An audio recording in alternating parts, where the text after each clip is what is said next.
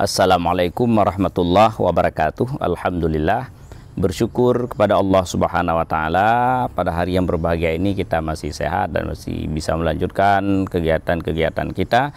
Semoga rahman Allah ini bisa kita gunakan untuk mempergunakannya pada tempat-tempat yang diridai oleh Allah dan mendatangkan nikmat yang semakin bertambah-tambah. Berikut kita berselawat kepada Rasulullah sallallahu alaihi wasallam. Allahumma salli ala Sayyidina Muhammad wa ala ali Muhammad wa ashabihi ajma'in. Kawan-kawan sekalian, kali ini kita akan terus berbagi beberapa pengalaman dan ilmu tentang ruqyah syariah. Salah satu sihir yang sering menimpa kita dewasa ini adalah bahagian daripada sihir tafrik yang sudah kita jelaskan kemarin. Tetapi sihir tafrik ini menyerang si gadis, sehingga sihir tafrik bukan menceraikan di antara suami istri, tetapi sihir tafrik ini menjadi semacam sihir penghalang. Penghalang sehingga si gadis atau si pemuda susah mendapatkan jodoh, sehingga dia selalu menjadi jomblo sampai tua. Nah, kawan-kawan sekalian, ciri-ciri orang yang terkena gangguan sihir penghalang ini, dia biasanya akan sering sakit kepala tanpa sebab, dibilang kolesterol, dia masih anak-anak, atau dibilang secara fisikal mungkin tidak mungkin, tetapi dia merasakan sakit kepala yang luar biasa. Dia menjadi cepat emosi, menjadi pemarah, dan kadang-kadang di sekitaran wajah dia sering agak gatal-gatal, seperti ada sumut atau binatang-binatang kecil yang berjalan di sekitaran muka si wanita atau si pemuda tersebut.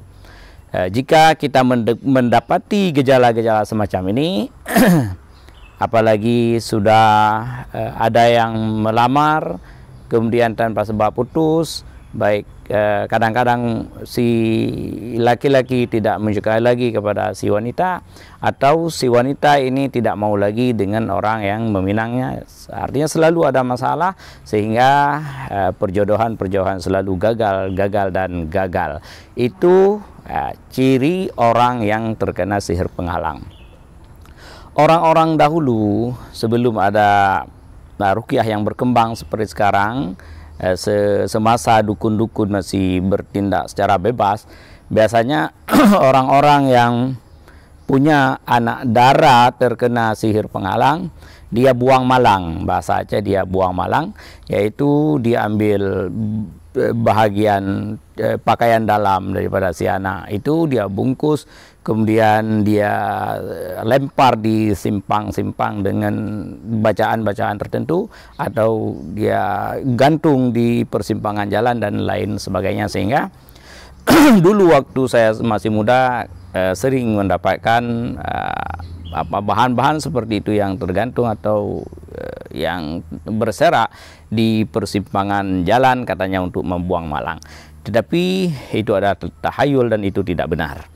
Nah, sihir penghalang itu ada. Lalu bagaimana cara kita menghadapinya?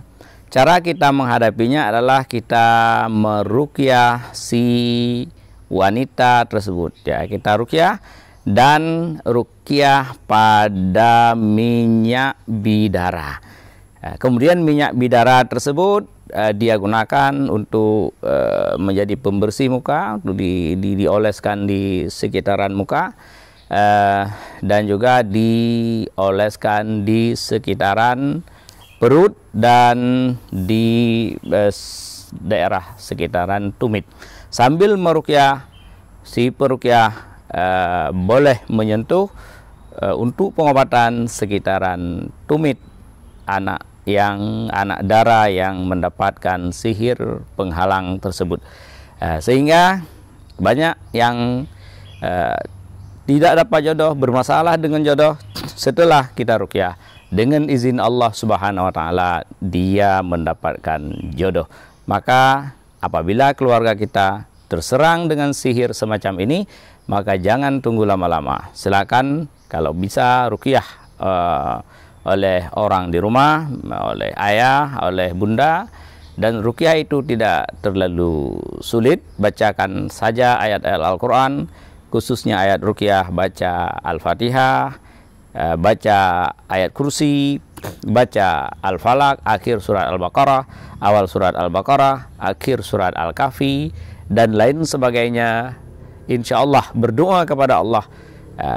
Ambil minyak bidara yang sudah diruqyah, sering-sering mengoles di bahagian wajah. Insya Allah dengan izin Allah, yang jauh jodohnya akan dekat dengan izin Allah, karena manusia itu diciptakan secara berpasang-pasang.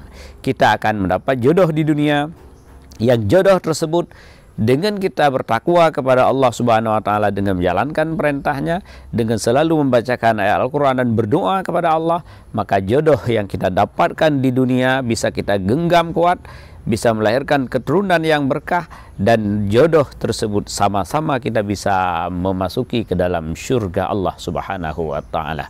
Subhanaka astaghfiruka wa atubu ilaik, wala haula wala quwata illa billahil aliyil azim. Assalamualaikum warahmatullahi wabarakatuh.